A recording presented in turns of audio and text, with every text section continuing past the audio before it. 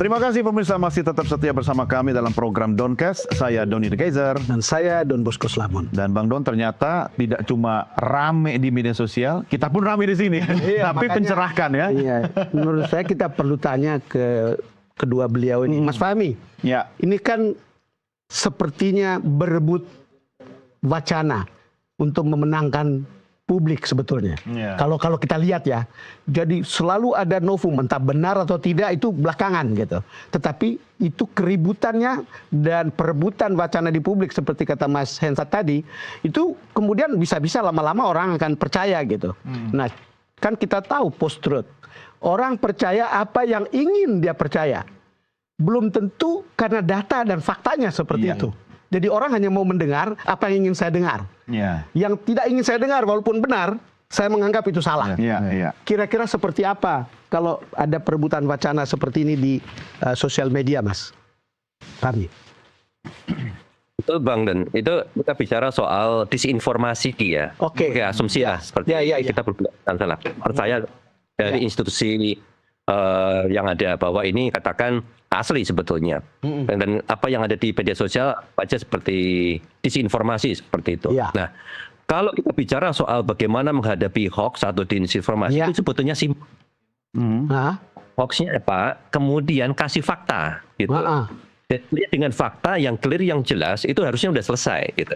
Nah, mungkin di ini yang terjadi adalah yang dilihat oleh publik adalah fakta-fakta yang disampaikan itu tidak bisa diterima, fakta-faktanya belum meyakinkan buat mereka, sehingga yang terjadi adalah kontroversi yang tiada henti. Betul. Ini sangat merugikan bangsa Indonesia sebetulnya. Begitu banyak isu-isu yang kita hadapi, isu internasional, geopolitik, tentang ekonomi dan lain-lain, itu tertutup. Banyak perjuangan kawan-kawan juga kan yang ada di Indonesia, itu juga ada kena masalah dengan tertutup oleh isu ini. Kalau kita bicara soal siapa yang untung, banyak sekali pihak yang untung, Bang. Dengan isu ini akhirnya siapa itu? Artinya mereka ada isu-isu yang lain akhirnya dengan mudah tutup oleh isu Pak Jokowi. Ini kan bisa jadi teralihkan kasih dengan adanya ini. Gitu. Tapi Pak Jokowi apakah beruntung atau tidak? Seperti Bang Hensat tadi sampaikan, bisa jadi ya bisa jadi tidak di situ. Makanya di sini kalau kita bicara soal kontestasi, kita sebetulnya saya melihat ini ya, ini adalah isu disinformasi. Ya kalau institusi melihat bahwa ini sebuah disinformasi, clear, simple, sampaikan data dan fakta. Karena teorinya seperti itu. Disinformasi itu bisa dijelaskan, bisa dipecahkan dengan sesuatu yang sangat terang. Jelas, itu betul. Terang sekali. Ada quote yang menarik dari Elon Musk ya. Sunlight is the best disinfectant. Cahaya matahari. Iya betul. Sunlight bukan disinfektan. Jadi cahaya matahari itu sesuatu yang terang benderang, itulah disinfektan. Disinfektan itu alat cuci ya, untuk mencuci pemikiran-pemikiran yang nggak benar. Disinformasi itu bisa dipecahkan dengan sesuatu yang terang. Saya kira demikian. Ya, Mas Hensat, lihat pertarungan wacana publik ini. Gimana, Bang? Bagaimana Anda membaca? Karena itu tidak pernah berakhir. Jadi tadi kalau kata Mas Fahmi kan itu ada disinformasi, ada hoax, tapi gampang untuk menjawabnya. Tunjukin faktanya. Tetapi kalau kita lihat, sekarang ada fakta. UGM mengatakan asli. Kemudian KPU, KPUD. Kan sudah melewati itu semua gitu. Tapi itu tetap tidak cukup begitu. Gini memang, saya mundur banyak ya, bukan mundur sedikit, mundur banyak.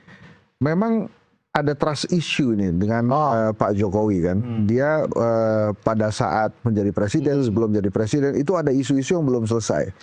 Yang paling mudah SMK. Ya, itu kan sahabatnya Bang Don tuh langsung bicara, sudah ada 4.000 usaha, itu satu. Terus kemudian ada lagi case-nya misalnya 11.000 triliun. So, banyak banget trust issue yang melekat ke tubuhnya Pak Jokowi. Memang dia dicintai rakyat. Tapi yang begini-begini rakyat nggak lupa. Sehingga pada saat ada isu ijazah, rakyat langsung ingat, ini jangan-jangan mirip-mirip SMK ini. Memang beneran begini begitu. Jadi trigger ya? Ya bahkan Bang RG itu Rocky Gerung bilang ini ijazahnya asli tapi orangnya palsu.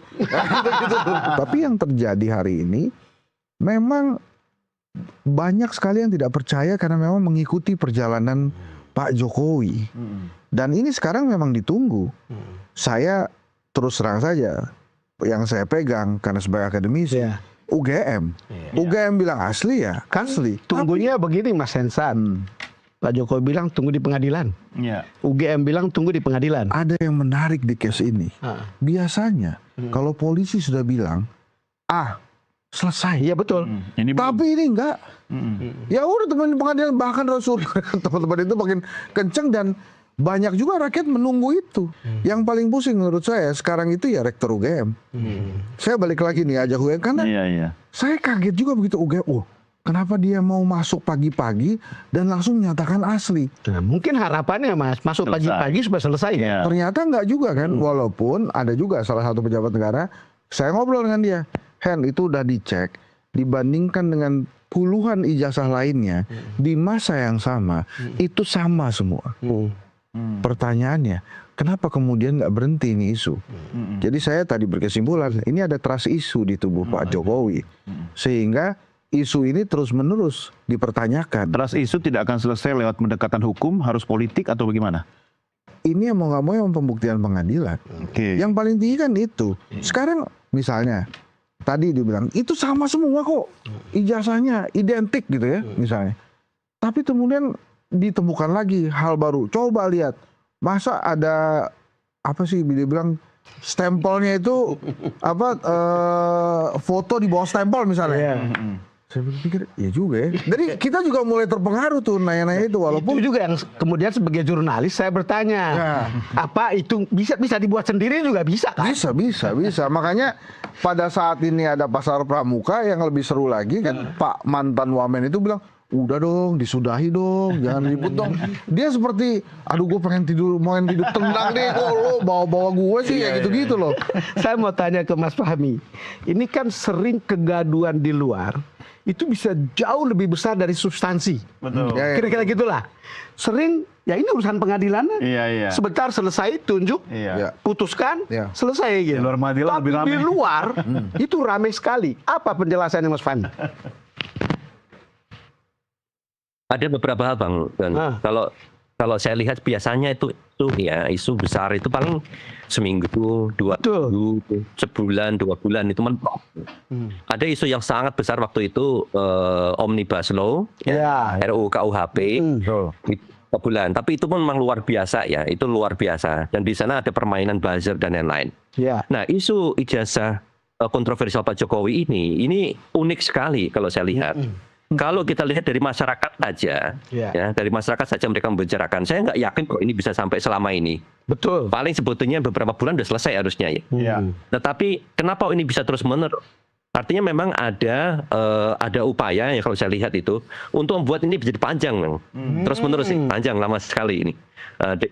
Dengan kontroversinya tetap ada. Disampaikan data dan fakta seperti saya sampaikan tadi. Kalau kita bicara disinformasi, memang sudah ada upaya. UGM muncul pagi tadi ya, seperti Bang Hensat pagi-pagi kok muncul bilang bahwa ini adalah asli. Ini satu upaya untuk memberikan fakta ya, disinfektan tadi. Tapi karena memang betul ada trust issue, tapi kan terus menerus sampai sekarang pun masih belum selesai. Jadi ini sesuatu yang sifatnya bukan lagi agenda publik kalau saya lihat.